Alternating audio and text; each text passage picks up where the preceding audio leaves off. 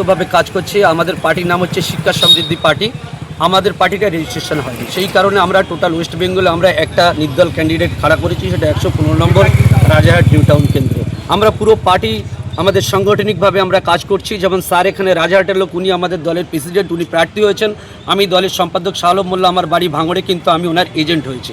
এটাই হচ্ছে আমাদের পার্টির বৈচিত্র্য, যে আমরা মিলিতভাবে সংগঠিতভাবে সংঘবদ্ধভাবে কাজ করছি। আপনারা মানুষের কাছে প্রচারে যাচ্ছেন এবং কনফিডেন্সের সাথে বলছেন যে আমরা জিতবো এবং জেতার যে বিধায়কের যে মাইনে সেটা আমরা মানুষের জন্য বিলিয়ে দেবো। এই যে কনফিডেন্স কোথা থেকে আসে? দেখুন, প্রথম কথা হচ্ছে কনফিডেন্স মানুষের উপর নির্ভর করে। প্রত্যেকটা রাজনৈতিক দল যে যার থেকে কথা বলে, সে তার জনগণের উপরে ভিত্তি করে কথা বলে।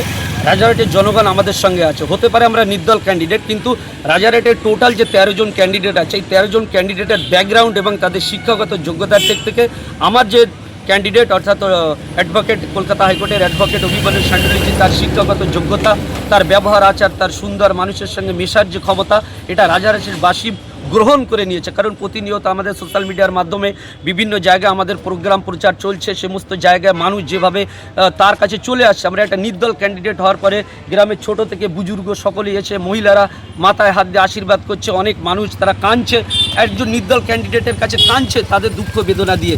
তো এরকম যে বিভিন্ন সমস্যা, তাতে দেখা যাচ্ছে রাজারহাটের মানুষ অ্যাকচুয়ালি তৃণমূল কংগ্রেসের উপরে আস্থা রাখছে না, রাজারহাটের মানুষ বিজেপির উপরে আস্থা রাখছে না, বামফ্রন্টের উপরে আস্থা রাখছে না। এখানে আপনাকে আরেকটা গুছিয়ে যদি আমাকে বলতে হয়, তৃণমূল কংগ্রেস বিগত কয়েক বছর, এই যে 15 বছর সরকারে থাকার পরে ওরা মানুষের সঙ্গে যে ওয়াদা করেছিল, সেই ওয়াদা তারা পূরণ করতে পারেনি।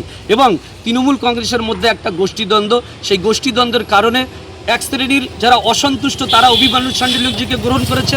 এবং এই যে তৃণমূল কংগ্রেসের যে লবিবাজির একটা বৃহৎ অংশ, মানে কি বলবো, পুরো রাজারহাট নিউ টাউন সংগঠনের সমস্ত সংগঠনের তৃণমূলীর যারা এগেনস্ট মানে লবি, তারা পুরো টিম আমাদের সঙ্গে চলে এসেছে।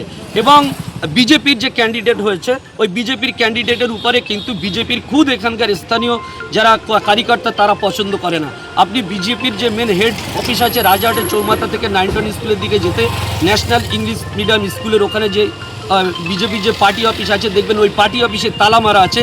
পাশের একটা ঘর ভাড়া নিয়ে সেই জায়গায় বিজেপি ওখান থেকে ওনারা কাজ করছেন। তো বিজেপির গ্রাউন্ড লেভেলে প্রত্যেকটা বুথে বুথে সমস্ত লোক তারা ওই ক্যান্ডিডেটকে পছন্দ করছে না, তারা বিকল্প হিসেবে অভিমন্যু শান্ডিল্যজিকে তারা গ্রহণ করছে। আর বামফ্রন্টের যে সমর্থক, এবং এখানে দেখা যাচ্ছে আইএসএফ এবং বামফ্রন্ট যে যুক্ত হয়েছে, এখানে বামফ্রন্টের নেতৃত্ব আইএসএফের সংগঠনের ছেলেপিলেদের সেই হিসেবে দাম দিচ্ছে না। এবং এদের বামফ্রন্টের নিজেদের নির্দিষ্ট গোষ্ঠী কলহ তো একটা আছেই। এর ফলে বিভ্রান্ত সমস্ত ক্যাটাগরির মানুষ যারা বিভ্রান্ত হয়ে আছে। রাজারহাটের প্রত্যেকটা মানুষ এক বাক্যে একটাই মানুষকে বেছে নিয়েছে, তার নাম অভিমন্যু শান্ডিল্য, আর যার কলম চিহ্ন প্রতীক। এই কলম চিহ্ন প্রতীক